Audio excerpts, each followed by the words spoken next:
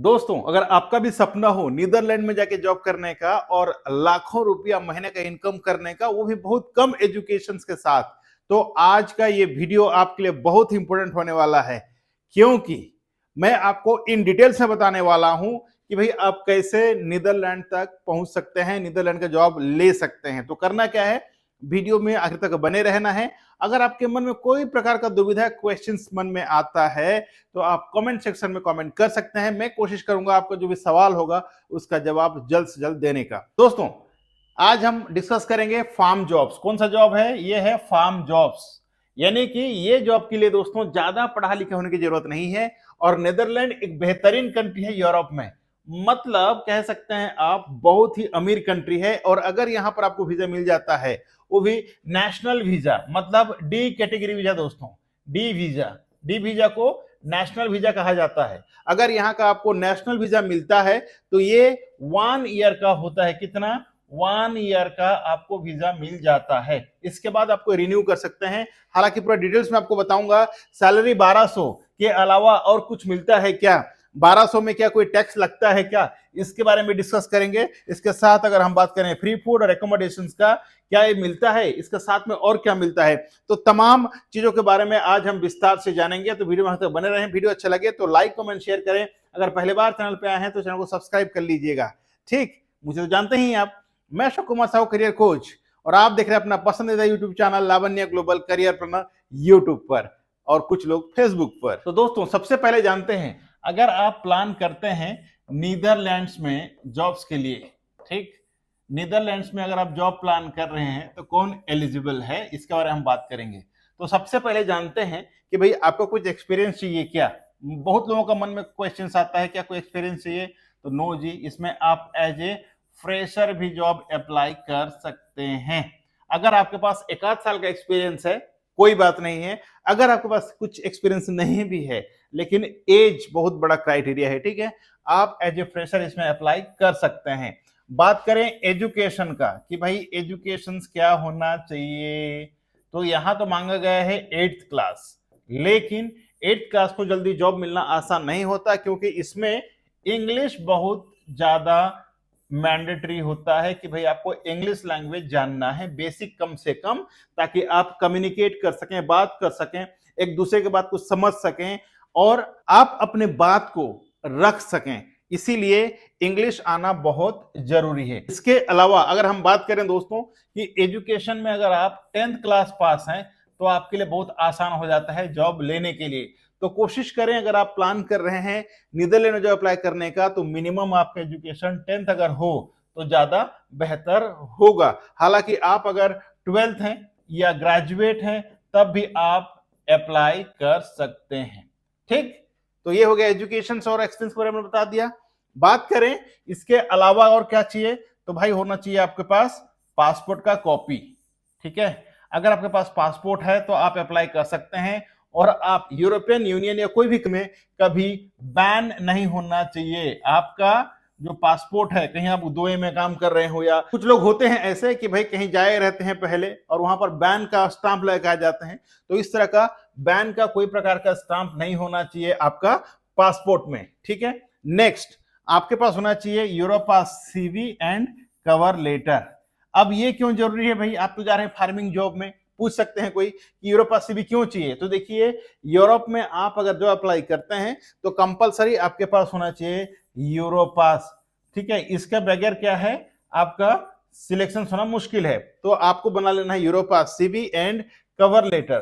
Cover letter क्या होता है, बहुत आसानी से उनको समझ में आता है कि भाई आप कौन सा जॉब के लिए अप्लाई करना चाहते हैं। इसके अलावा हम अगर बात करते हैं दोस्तों और क्या चाहिए, तो आपको चाहिए मेडिकली आप फिट होना चाहिए। अगर आपको मेडिकल का पूछा जाए तो आपको एक सर्टिफिकेट चाहिए भाई कि आप मेडिकल फिट हैं। ठीक है, इसके अलावा बात करें पीसीसी, पुलिस क्लियरेंस सर्टिफिकेट्स। ठीक है, ये आपको 6 महीने का वैलिडिटी होता है। तो कब अप्लाई करना चाहिए? जब आपके पास ऑफर लेटर आ जाता है उसके बाद अप्लाई करें। क्योंकि पीसीसी कब चाहिए? जब आप वर्क परमिट अप्लाई करते हैं उस दौरान पीसीसी चाहिए। तो आप ऑफर लेटर आने के बाद ही अप्लाई कर सकते हैं। तो इतना अगर डॉक्यूमेंट आपके पास है तो जॉब अप्लाई कर सकते हैं। इतना सारा डॉक्यूमेंट होने के बाद अब आप क्या करना है, जॉब अप्लाई करना है। ठीक है, अब आप पूछेंगे कि भाई जॉब अप्लाई कहां से करें, तो बता दूं, अगर आप ऑनलाइन अप्लाई करते हैं तो जॉब मिलना इतना आसान नहीं है। ठीक है, तो अब क्या करना है, ऑफलाइन भी अप्लाई करना चाहिए। ठीक है, अब आप पूछेंगे कि भाई ये ऑफलाइन क्या होता है, तो कोई भी एजेंसी के माध्यम से, ठीक है, या फिर कोई रेफरेंस के माध्यम से आपको जॉब अप्लाई करना है, तभी जाके जॉब मिलेगा। ठीक, अगर आप सोचेंगे नहीं ऑनलाइन अप्लाई करेंगे जॉब मिल जाएगा, तो बहुत मुश्किल है, क्योंकि आपका प्रोफाइल को कोई शॉर्टलिस्ट करेगा, ऐसा मेरा जो एक्सपीरियंस है मैंने देखा नहीं है। ठीक है, मैक्सिमम जॉब मिलता है दोस्तों एजेंसी के माध्यम से। अच्छा, आपने जो अप्लाई कर दिया, अब क्या होता है बता देता हूं मैं। अब आपको आ जाएगा ऑफर लेटर। ठीक है, ऑफर लेटर। अब मैंने ये चीज बता दूं आपको, नीदरलैंड का वीजा इंडिया से मिलना बहुत मुश्किल है। भले आपको टूरिस्ट वीजा मिल जाएगा, विजिट वीजा मिल जाएगा, लेकिन डी कैटेगरी वीजा मिलना बहुत मुश्किल है। हालांकि नीदरलैंड का वीजा में अगर आप टूरिस्ट वीजा में जाते हैं तो उसको आप कन्वर्ट कर सकते हैं बहुत आसानी से, लेकिन मैं प्रॉमिस नहीं कर रहा हूं, क्योंकि अगर आप चले जाएंगे मेरे कहने पे भाई वहां पर विजिट वीजा में, और वहां से मुझे फोन करेंगे कि सर मैं तो यहाँ पर आ गया विजिट वीजा में और मेरा वीजा जो है यहाँ कन्वर्ट ही नहीं हो रहा है, तो ऐसा मैं प्रॉमिस नहीं कर रहा हूं, लेकिन हो जाता है। जो अगर मेहनत करता है, जो अगर अप्लाई करते हैं पहले से, जाने से पहले से अगर आप अप्लाई करते रहेंगे और कभी आप विजिट में जाते हैं, तो हो सकता है कि आपका वहां पर वीजा लग सकता है, अगर आपका प्रोफाइल किसी एम्प्लॉयर को पसंद आए तब। लेकिन ये बहुत ही मुश्किल है, बहुत पेचीदा प्रोसेस है, इतना आसान नहीं है। तो जब भी आप यूरोप कंट्री जाने का प्लान करते हैं तो इंडिया से ही वीजा लेकर के जाएं तो ज्यादा बेहतर होगा। ठीक, लेकिन जैसे आपको बता रहा था मैं कि भाई यहां पर आपको डी वीजा मिलना मुश्किल है। मेरा सजेशन क्या रहेगा, पहले आप कोई भी यूरोपियन यूनियन का कंट्री में चले जाइए। ठीक है, वहां जाकर के आप A1 वीजा ले सकते हैं। जैसे कि हमने जितना भी प्रोसेस किया है, मैं जितना गाइड किया हूं, पहले कैंडिडेट चले जाते हैं रोमानिया। ठीक है, कहा जाते हैं रोमानिया, और रोमानिया से A1 वीजा अप्लाई कर सकते हैं और फिर चले जाते हैं नीदरलैंड। तो इस तरह का प्रोसेस होता है। ठीक है, ये जो वीजा का वैलिडिटी है दोस्तों, ये 1 ईयर का होता है। कितना? 1 ईयर का वीजा वैलिडिटी होता है। ठीक है, 1 ईयर के बाद इसको आप रिन्यू कर सकते हैं फॉर 4 ईयर। ठीक है, अब टोटल हो जाएगा आपका 5 ईयर का वीजा। ठीक, तो 5 साल आप आराम से रह सकते हैं। 5 साल के बाद आप वहां पर पीआर के लिए अप्लाई कर सकते हैं, आसानी से आपको पीआर मिल जाता है। फिर आप वहां पर सिटीजनशिप के लिए अप्लाई कर सकते हैं। ठीक, ओके, समझ गए? देखो, अगर आप प्लान करते हैं, प्लान के मुताबिक चलते हैं, तभी जाकर फायदा होगा। सिंपली टाइम पास मत कीजिएगा। अगर आप प्लान कर रहे हैं तो प्रॉपर प्लान कीजिएगा, तब आपको जाने से फायदा है, अन्यथा कोई फायदा नहीं है।